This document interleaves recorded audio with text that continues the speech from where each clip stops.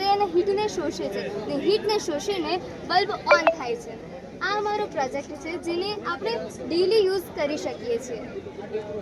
આપણે આ પ્રોજેક્ટની વ્યવહારિક ઉપયોગિતા એ છે કે આ બધા જ પ્રોજેક્ટ આપણે વ્યવહારિક જીવનમાં ઉપયોગ કરી શકીએ છીએ, જેનાથી પાણી અને વિદ્યુતનો બચાવ થાય છે.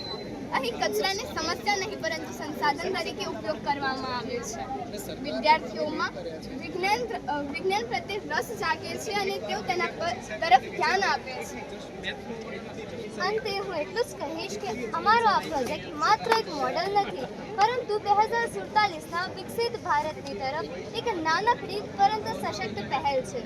ઉર્જા બચત, સ્માર્ટ ટેકનોલોજી, પર્યાવરણ સંરક્ષણ જેવા ક્ષેત્રોમાં અમે ટકાઉ વિકાસનો સંદેશ આપીએ છીએ. વિજ્ઞાન પ્લસ નવીનતા પ્લસ માનવ કલ્યાણ બરાબર સ્માર્ટ, સ્વચ્છ અને આત્મનિર્ભર ભારત. ધન્યવાદ. આ લઈ લેવું તું બેટા.